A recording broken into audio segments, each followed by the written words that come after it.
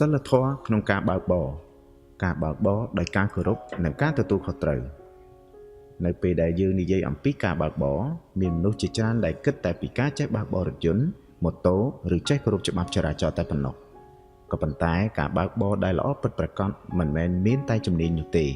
វាក៏ត្រូវការផងដែរនូវសិលធម៌ការអត់ធ្មត់និងការគោរពអ្នកដទៃខាងក្រោមនេះគឺជាអ្វីដែលអ្នកបើកបរត្រូវរៀននិងយល់ដឹង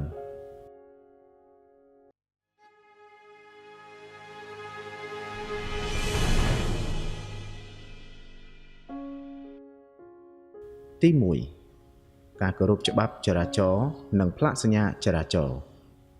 អ្នកបើកបរដែលមានសិលធម៌មិនគិតថាផ្លូវនេះខ្ញុំអាចធ្វើអ្វីក៏បាននោះទេគាត់ចេះគោរពនៅភ្លើងសញ្ញាល្បឿនកំណត់ស្លាកសញ្ញានិងសិទ្ធិរបស់អ្នកប្រើប្រាស់ផ្លូវផ្សេងទៀតការគោរពច្បាប់មិនមែនដើម្បីជៀសវាងតែការផាកពិន័យតែប៉ុណ្ណោះទេប៉ុន្តែវាក៏ជាការការពារនៃជីវិតមនុស្សទី2កុំបើកបរដោយកំហឹងពេលមានអ្នកបើកបរម្នាក់កាត់មុខអ្នកឬធ្វើឲ្យយើងមិនពេញចិត្តសូមកុំប្រើកំហឹងជាការសម្រេចចិត្តការបើកបរដោយការប្រញាប់ប្រញាល់ដេញតាមឬព្យាយាមសងសឹកអាចធ្វើឲ្យស្ថានភាពតូចមួយคล้ายទៅជាគ្រោះថ្នាក់ធំអ្នកបើកបរដែលខ្លាំងមិនមែនជាអ្នកដែលបើកបរលឿនជាងគេនោះទេក៏ប៉ុន្តែវាជាអ្នកបើកបរដែលអាចគ្រប់គ្រងបាននូវអារម្មណ៍របស់ខ្លួនទី3ការគោរពអ្នកប្រើប្រាស់ផ្លូវផ្សេងទៀតនៅលើដងផ្លូវយើងមិនមែនជាអ្នកដែលមានសិទ្ធិប្រើប្រាស់តែម្នាក់ឯងនោះទេ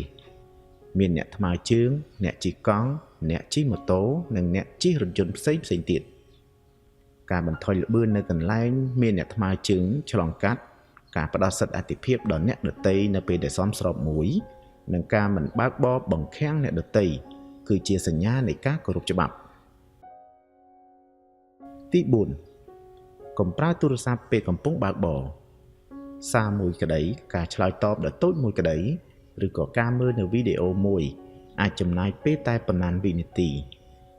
ប៉ុន្តែប៉ុន្មានវិនាទីនោះអាចធ្វើឲ្យយើងមើលមិនឃើញនូវឧបសគ្គនៅខាងមុខដូច្នេះប្រសិនបើត្រូវការប្រើទូរស័ព្ទគួរឈប់យានយន្តនៅកន្លែងដែលមានសុវត្ថិភាពជាមុនទី5កុំបើកបរនៅក្នុងស្ថានភាពមិនអំណោយផលប្រសិនបើអ្នកមានអារម្មណ៍ថាងងុយគេងអស់កម្លាំងឬស្ថិតក្នុងស្ថានភាពដែលធ្វើឲ្យការផ្ដោតអារម្មណ៍ថយចុះគួរឈប់សម្រាកនិងជៀសវាងការបើកបរព្រោះនៅលើដងផ្លូវការសម្រេចចិត្តខុសតែមួយដងអាចមានតម្លៃស្មើនឹងជីវិត